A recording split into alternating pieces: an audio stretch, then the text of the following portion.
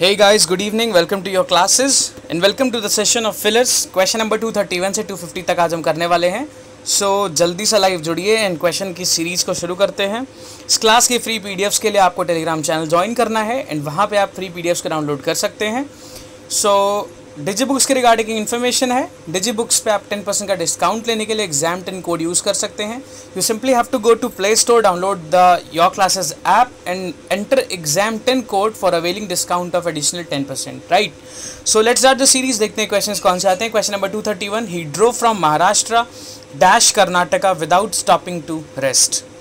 सो इसमें ऑप्शंस दिए हैं is, to, into and towards. बहुत आसान सवाल है. फ्रॉम के साथ में हमको हमेशा टू लगाना होता है जब भी हम स्टार्टिंग से एंडिंग तक की बात करते हैं, है ना.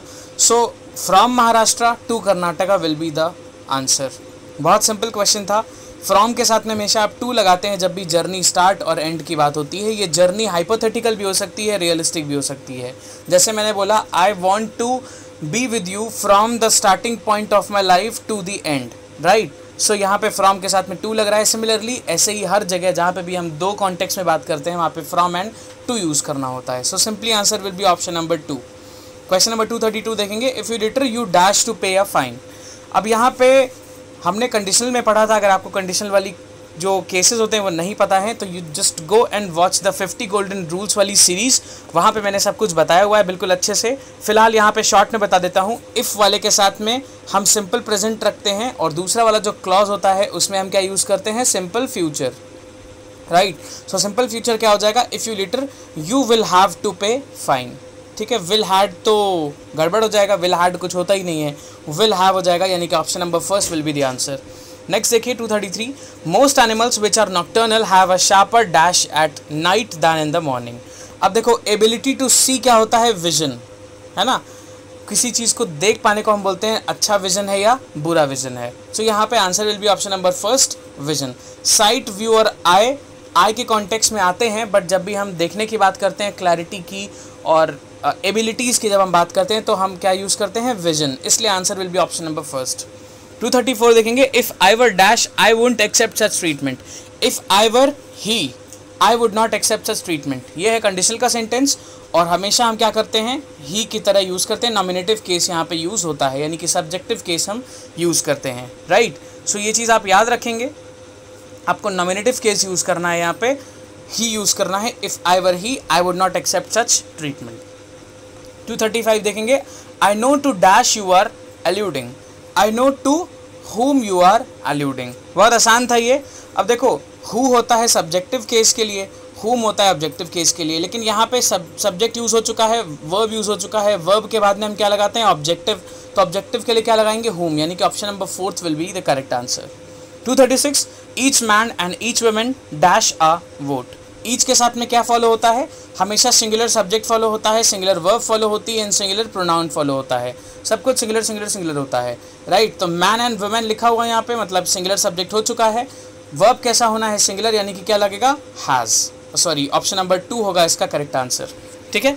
सो each man and each women has a vote. Next question पे आते हैं. Question number 237. You may bring your dog where dash. You have to pay, there is no water, pets are allowed, pets can sleep. अब देखो इसमें सबसे ज़्यादा related क्या है, you have to pay. कोई सेंस नहीं बना रहा है कि वहाँ पे अपना कुत्ता लेके आओगे. There is no water, यार पानी नहीं होगा तो कुत्ता लाने का क्या सेंस है, illogical. Pets can sleep, pets sleep, सोने के लिए पेट्स को थोड़ी लाता है कोई. Pets are allowed, जहाँ पे अलाउड होते हैं वहाँ पे आप उनको ला सकते हो. Right. So answer will be option number 3. 238. The chef was wondering dash. अभी इसमें लिखा है when to brush his teeth, what to prepare for the important dinner. Third कह रहा है how to wash the dishes. Fourth कह रहा है when to take the dog for walk. अब देखो इसमें सबसे रिलेटेड ऑप्शन कौन सा लगता है, the chef was wondering dash. When to brush his teeth, what to prepare for important dinner, how to wash the dishes. When to brush his teeth ये illogical है. शेफ के केस में ये possible नहीं हो पाएगा. शेफ कौन होता है, जो खाना बनाता है. राइट. सेकंड कह रहा है what to prepare for the important dinner, ये होपफुली हो सकता है. थर्ड कह रहा है how to wash the dishes. Dishes wash करने की यहाँ पे कोई ज़रूरत नहीं है बिकॉज ये शेफ़ के कॉन्टेक्स्ट में बात हो रही है. फोर्थ देखो, when to take the dog for a walk, illogical. Option number 2 is the correct answer. 239. I have brought some books dash you have to examine. I have brought some books for you to examine. यहाँ पे देखो comma लगा हुआ है, ये गलत है, comma नहीं आएगा यहाँ पे। I have brought some books for you to examine, है ना, तुम्हारे लिए कुछ बुक्स लाए हो एग्जामिन करने के लिए, ठीक है, बहुत आसान है, फॉर हो जाएगा। 240 the speaker did not properly space out his speech but went on dash only 1 point only. Speaker properly पूरे स्पीच को नहीं बोल रहा था, क्या कर रहा था, सिर्फ एक पॉइंट पे ही बहुत ज़्यादा जोर दे रहा था। क्या होता है वो, स्ट्रेसिंग, है ना। स्ट्रेस का मतलब किसी एक चीज़ पे बहुत जोर देना। अवॉइड नहीं हो सकता, उल्टा हो जाएगा। डिवोट का मतलब होता है भक्ति करने लगना, वो पॉसिबल नहीं है। डिक्राइंग का मतलब क्रिटिसाइजिंग, सेंस नहीं देता। Option number first will be the correct answer. 241 the usher showed us dash. Usher कौन होता है, जो आपको चर्च में, टेम्पल में या फिर रेस्टोरेंट्स में कहीं पे भी आपको जो बैठने की जगह दिखाता है, दैट इज़ एन अशर, ठीक है। तो यहाँ पे देखो हाउ टू टेक फोटोग्राफ्स नहीं, when to comb our hair, illogical, how to dance नहीं बनता, where to sit, option number 2 ही सिर्फ हो सकता है इसका आंसर। अशर अगर आपको वर्ड पता है तो आप इसका आंसर बहुत आसानी से कर सकते हैं, बिकॉज यहाँ पे बेसिक ड्यूटी दी है अशर की, that is he or she used to tell us where to sit. तो answer will be option number 2. Next 242 the explosion that dashed the bus killed 12 people. The explosion that dashed the bus. अब देखो इसमें क्या हो सकता है, explosion हुआ होगा तो क्या कर देगा बस को, एक्सप्लोजन होगा तो बस को wrecked कर देगा। wrecked का मतलब क्या होता है, टू डैमेज, है ना, टू डिस्ट्रॉय। wrecked का मतलब होता है डैमेज कर देना, डिस्ट्रॉय कर देना। इसका आंसर है option number first, deflate tyres होते हैं, बस नहीं होती है ना। स्टॉल्ड का मतलब होता है उसको सजा देना, उसको लगा देना, पॉसिबल नहीं है। हिंडर्ड नहीं हो रहा है, बस के रास्ते में कोई रुकावट नहीं आ रही है। रेक्ट मतलब डिस्ट्रॉय हो गई है, ठीक है। चलो आगे बढ़ते हैं। 243 there was some dash between the members versions and the committees version. अभी देखो यहाँ पे हमको ऐसा वर्ड यूज़ करना है जिसका मतलब क्या हो, ऐसा मतलब हो जिसका यहाँ पे लिख ले कि जो दो चीज़ें हैं उनके बीच में जो डिफरेंस हैं वो नहीं होना चाहिए, ऐसी बात कोई वर्ड हमें मिल जाए तो उसको क्या बोलते हैं, डिस्क्रिपेंसी। डिस्क्रिपेंसी का मतलब डिफरेंस होता है जो दो या दो से ज़्यादा चीज़ों के लिए जिसको सेम होना चाहिए, डिफरेंस नहीं होना चाहिए वहाँ पे, उसको हम बोलते हैं डिस्क्रिपेंसी, ठीक है। जैसे मान लो एक कोई पेरेंट है, उसके 2 बच्चे हैं, है ना, तो उसको दोनों को सेम ट्रीटमेंट मिलना चाहिए, मतलब एक को ज़्यादा फेवर मिले, एक को नहीं मिले, है ना, तो ऐसा नहीं होना चाहिए, दोनों को सेम ट्रीटमेंट मिलना चाहिए। अगर ऐसा हो रहा है तो हम बोलेंगे डिस्क्रिपेंसी वाली कंडीशन चाहिए, मतलब दोनों को सेम होना चाहिए, right. So answer will be discrepancy. 244 we have talked a lot, now let us dash to work. क्या होगा, इसका सेंस क्या है पहले देखिए। We have talked a lot, बहुत बातें हो गई, अब वापस काम पे आ जाते हैं। क्या हो जाएगा, गेट डाउन। गेट डाउन का मतलब क्या है, वापस शुरू कर देते हैं किसी काम को करना, है ना। अब या फिर वापस अटेंशन देना शुरू कर देते हैं किसी काम को, क्या होगा, गेट डाउन, राइट। चलो आगे बढ़ते हैं। The life guard would not let the children dash at the deep end of the pool. The life guard would not let the children, life guard है जो वो बच्चों को नहीं तैरने देगा, है ना। कहाँ पे, जो पूल का डीप एंड है, जैसे इस तरह से पूल बना हुआ है कि ये है वाटर लेवल, तो बच्चे यहीं तक रह सकते हैं, इधर नहीं जाएंगे बिकॉज ये डूब सकते हैं, है ना। तो इसलिए जो लाइफ गार्ड है वो उनको नहीं जाने दे रहा। तो यहाँ पे क्या यूज़ करेंगे, यहाँ पे हम यूज़ करेंगे the life guard would not let the children swim at the deep end of the pool, ठीक है। Let the children dash at the deep and. अब देखो लेट के बाद में हम वर्ब की फर्स्ट फॉर्म को यूज़ करते हैं हमेशा, ठीक। तो लेट के बाद में क्या होगा, स्विम्स तो हो नहीं सकता, बिकॉज लेट के बाद में हम SES नहीं लगाते हैं, ये एक रूल होता है। तो हम क्या यूज़ करेंगे, स्विम यूज़ करेंगे, ठीक है। स्वैम हो गया वर्ब की सेकंड फॉर्म, ये नहीं हो पाएगा, टू स्विम होता ही नहीं है। लेट के बाद में सिंपल हम इन्फिनेटिव यूज़ करते हैं लेकिन बिना टू का, यानी कि बेयर इन्फिनेटिव यूज़ करते हैं। तो answer will be option number 2। 246 the audience watch the clowns dash their act. अभी इसका सेंस क्या चाहिए, देखो the audience watch the clowns dash their act. अब यहाँ पे पास्ट वाली बात हुई है ना।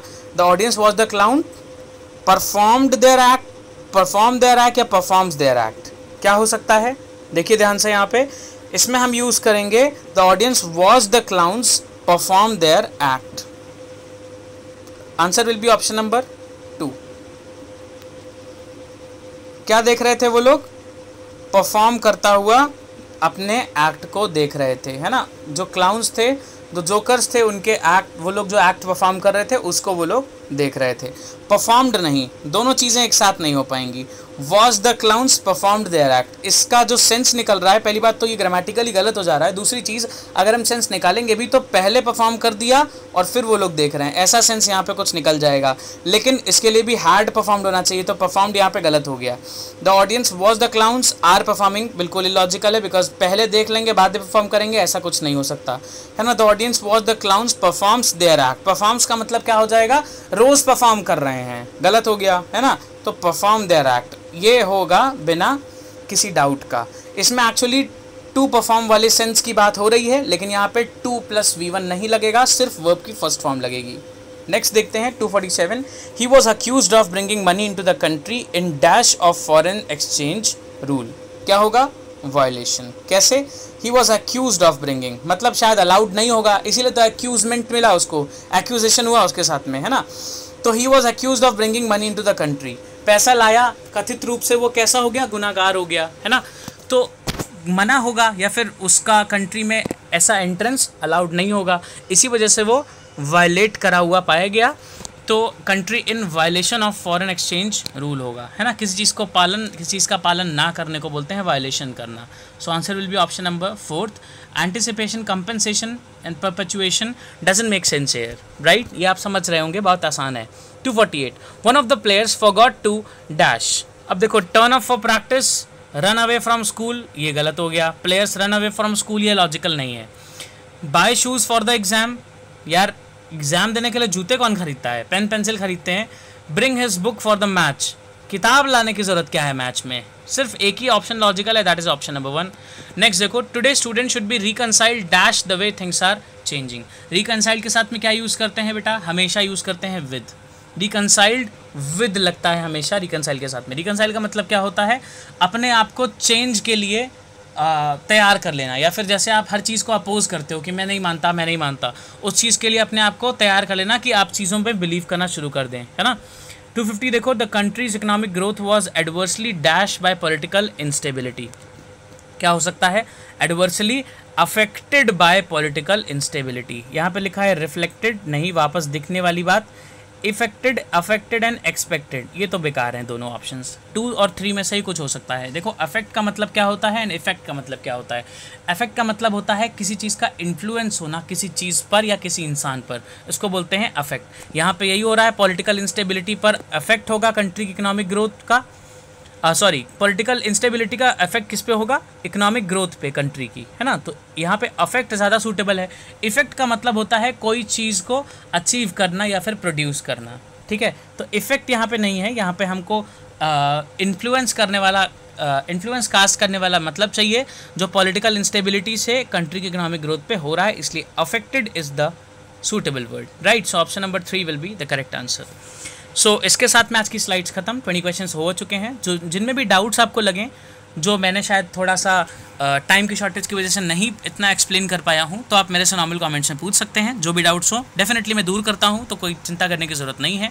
और फिर से मिलेंगे कल शाम को 6 बजे, तो लाइव आना मत भूला करिए, बिकॉज लाइव देखने का अलग ही मज़ा होता है, ठीक है। चलिए, तब तक अपना ध्यान रखिए। Thank you and have a nice day.